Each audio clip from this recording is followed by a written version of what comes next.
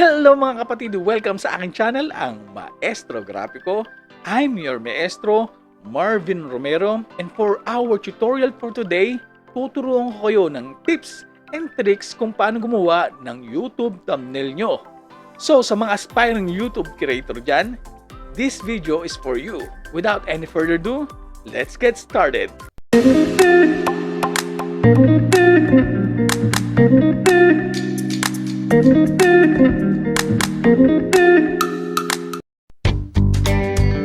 Use default thumbnail size.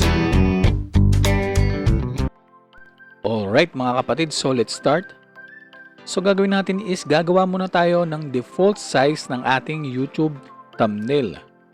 So punta tayo rito sa ating create new. Then punta tayo rito sa settings. Change lang natin yung name sa YT thumbnail. And then, yung width niya or yung haba niya is 1280 and yung height or yung taas niya is 720. Then, click this, choose pixels. Then, orientation is landscape. Resolution, 300. And then, white background. Then, click create. Alright. So first thing to do is gagawa tayo ng sunburst effect background dito sa ating thumbnail. So punta tayo rito sa adjustment layer. Click lang natin. Then choose gradient fill. Alright. Then click this gradient box. Then choose the first preset. Then click this small box and then click this color box. Then i-change lang natin yung color niya. So depende sa inyo kung anong color yung gusto nyo. So kukuha tayo ng dalawang color. So ito yung unang color ko. Click OK. Then click this small box. Then this color box. Then, pili ako ng second color natin. So, ito. Then, click OK. Then, click OK again. And then, change natin yung style to radial. Yung angle niya is turn it to 0. Then, click OK. Alright. So next is i-duplicate natin tong layer na to. So sa inyong keyboard, Ctrl J to duplicate this layer. Okay. Then click uli natin tong box na to, yung gradient box. Double click natin. Then change natin yung style niya sa linear. And then yung angle niya is change to 90. Then click OK. Okay, next is punta tayo rito sa ating filter. Then choose distort. Then click wave. Then click nitong convert to smart object. So nandito na tayo sa wave settings natin. Alright mga kapatid, gayahin nyo lang kung anong settings na meron ako rito sa screen.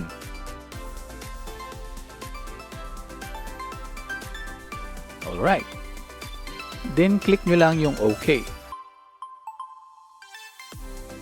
Alright. Next is punta ulit tayo rito sa ating filter. Click distort again. Then, click polar coordinates. Then, click nyo lang yung OK. Alright. So, punta tayo rito sa ating layers.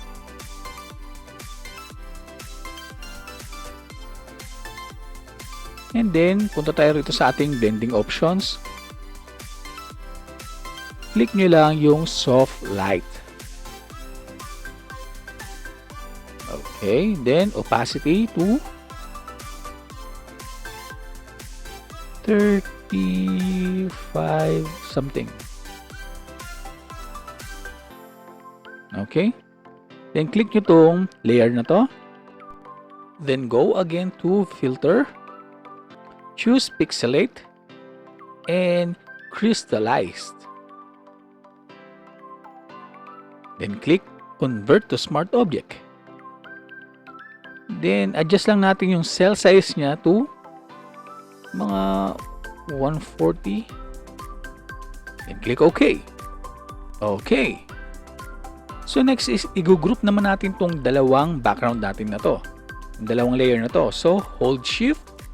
Then click nyo lang tong 2 layers na to. Then Control G to make a group. Okay. So rename lang natin to as background.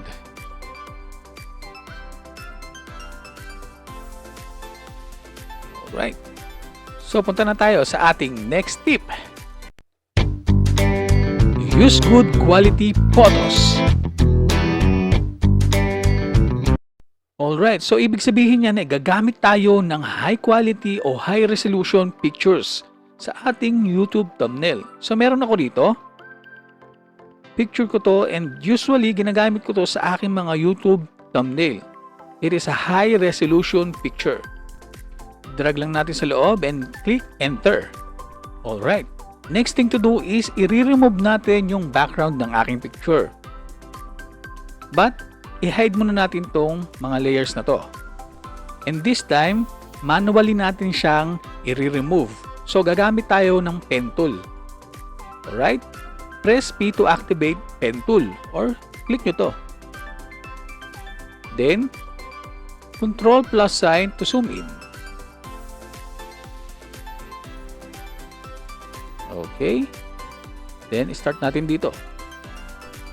Then, manually nating ititrace yung edge ng ating subject gamit ang pen tool to make a better and accurate selection.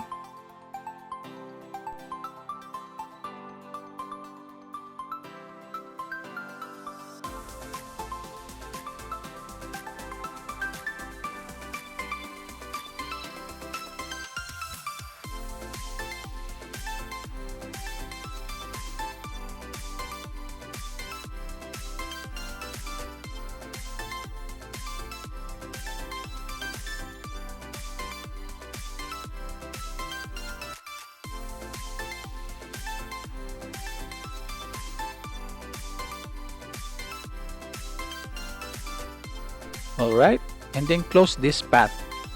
Alright, so next is right click lang natin, then choose make selection, then press enter. Okay, so meron na tayong selection ng ating subject. Next is imamask naman natin siya. So click nyo tong masking icon na to to mask and clear the background. Okay. So next is Control plus sign to zoom in. Then buburahin natin tong nasa loob na to. Gamit pa rin ang ating pen tool. Alright. So na-close na natin yung path. Then right click lang natin. Then click make selection. Then click OK. Alright. So press B naman to activate our brush tool. Then make sure yung ating foreground color is black. Remember sa ating masking, black is to hide and white is to unhide. Okay? Then Control D to deselect. Okay, punta tayo rito sa taas. Then press P to activate pen tool. And then i-trace na natin ito ulit.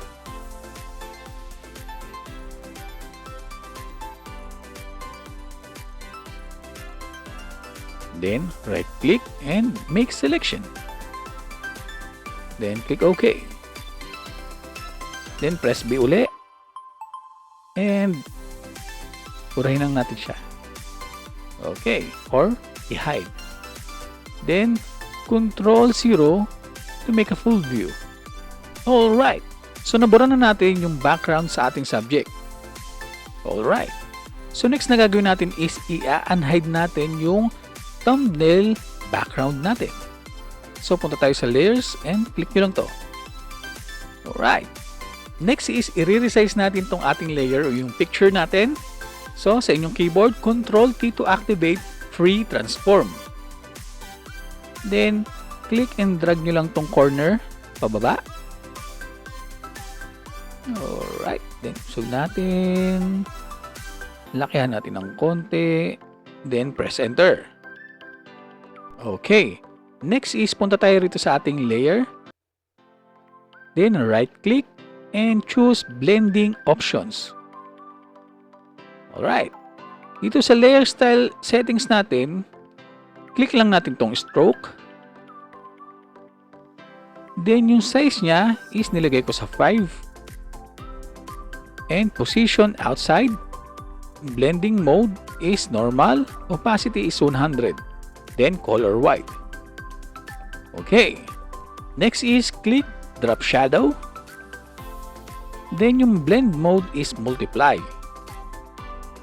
Opacity is 50 and yung color is black.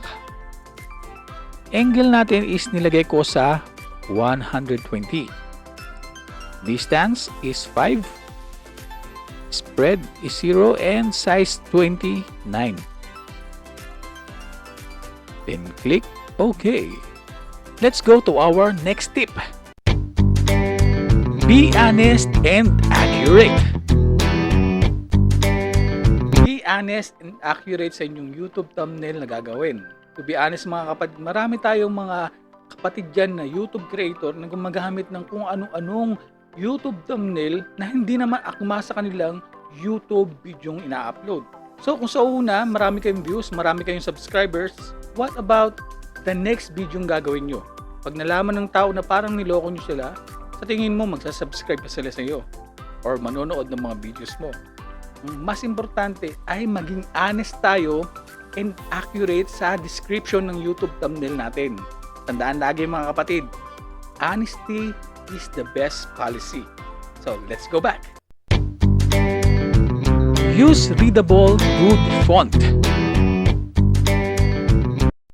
Okay. So sa tip na to ay dapat gumamit tayo ng readable fonts and maganda sa paningin ng ating mga viewers. Yung madaling basahin at maintindihan yung description sa inyong YouTube thumbnail.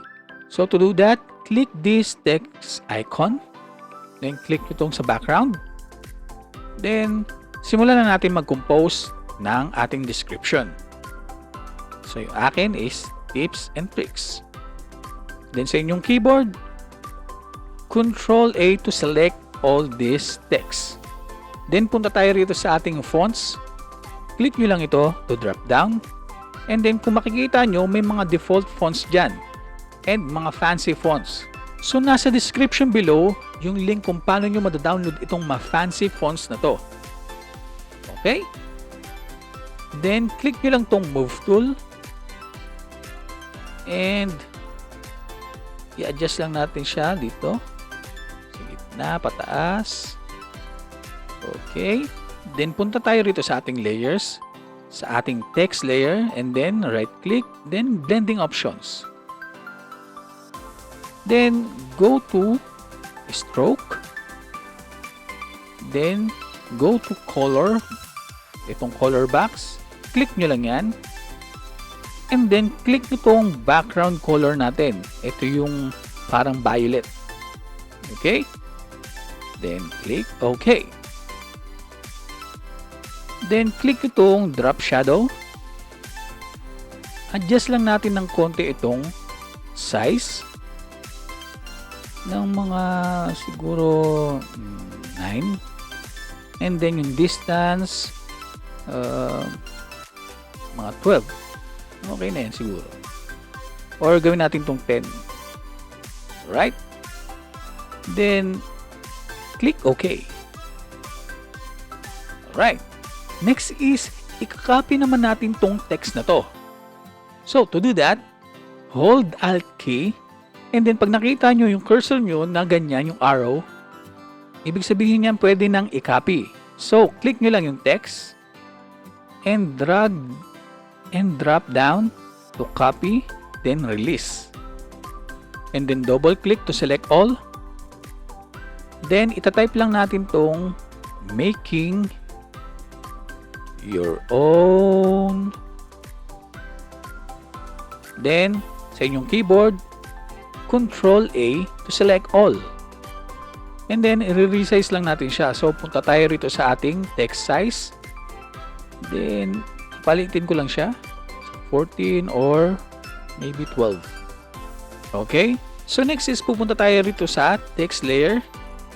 Then, kung nakikita nyo itong effects na to sa baba, i-double click nyo lang yan. Alright. Then, baguhin natin yung stroke. Click lang natin yan. Then, punta tayo rito sa color box. Then, make it white. Then, click OK. Then, next is punta tayo rito sa color overlay. Click lang natin yan. And, this color box. Then, punta tayo rito sa background. Click lang natin tong color na to. Alright. Then, click OK. Then, click OK again. Alright. Next is, ika-copy uli natin tong text na to. So, sa inyong keyboard, hold Alt key again. Then, click nyo tong text na to and drag nyo lang pababa. And drop. Then, double click to select all. And, baguhin natin yung word to YouTube. Control A to select all. And then, i-resize natin siya pataas or palaki. So, adjust ko siya ng 24.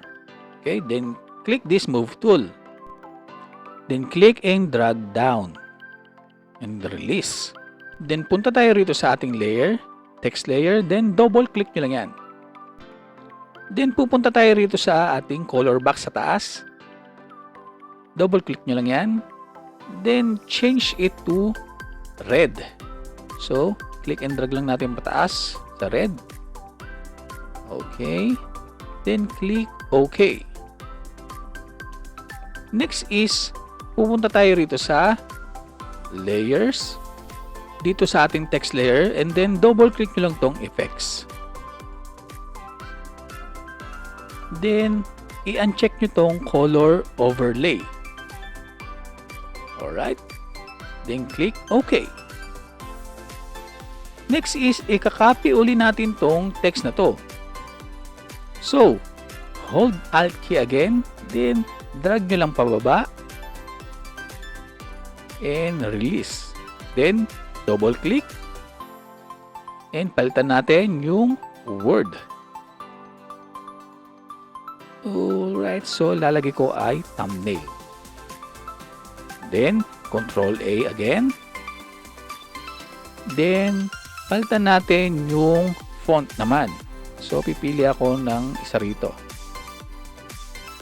Alright. Then, click this move tool.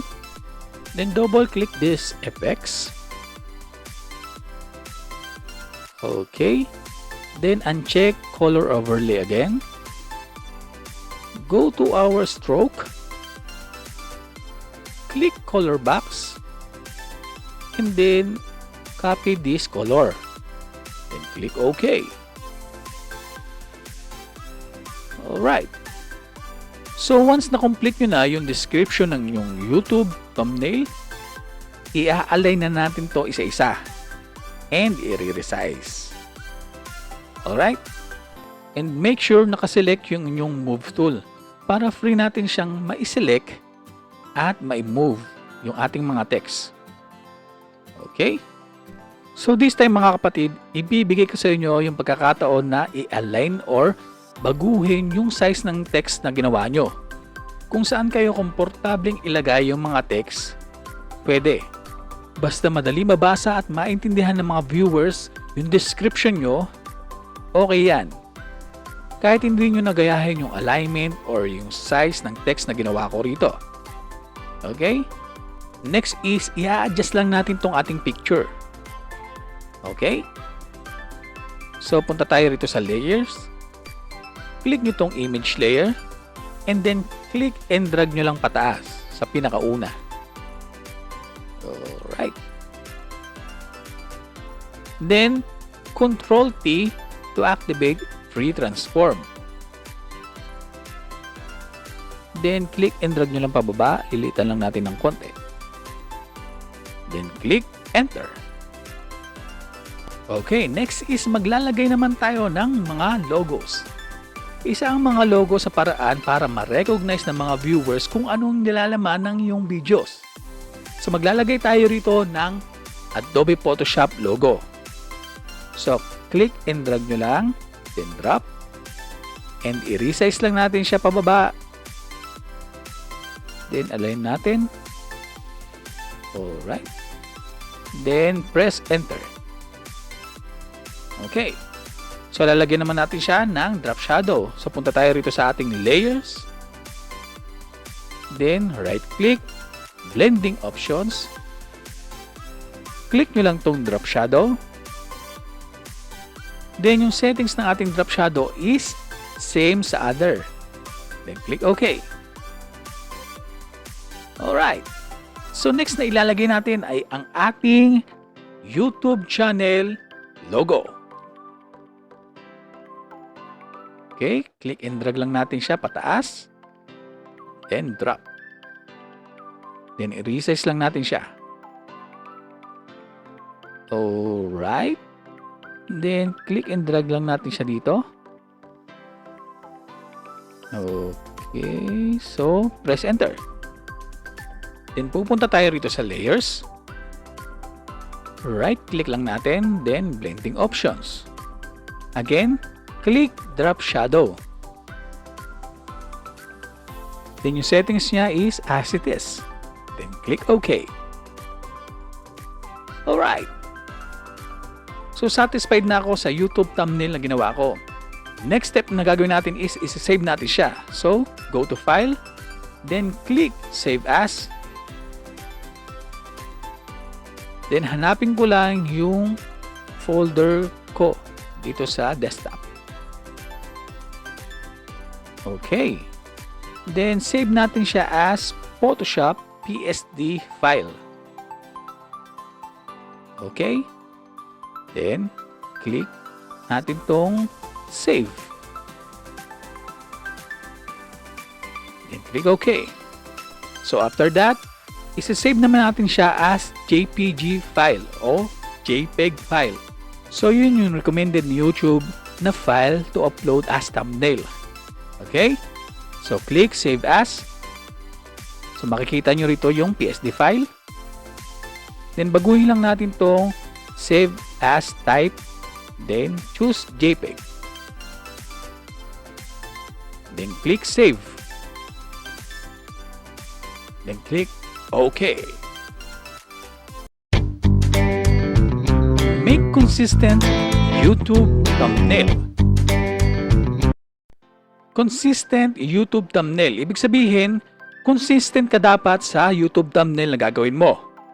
For example, yung thumbnail ko is halos pare-parehas. Iba't ibang description lang at iba't ibang background para madaling ma-recognize ng mga viewers na sa'yo galing yung YouTube video na mapapanood nila. And that is what we called branding. Alright mga kapatid, that's all for today para sa ating tutorial na how to make YouTube thumbnail in Adobe Photoshop. So, kung may natutunan kayo sa video na ito at gusto nyo pang matuto ng iba't ibang tutorial ko rito about Adobe Photoshop, all you have to do is subscribe to my channel, click the notification bell, and watch all my videos para maintindihan nyo mabuti ang nilalaman ng Adobe Photoshop. And this is your Maestro Grapiko, Marvin Romero. Please be safe and stay healthy habang nanonood kayo ng mga video tutorial ko rito sa aking YouTube channel. So mga kapatid, kita-kita tayo sa next tutorial na gagawin ko.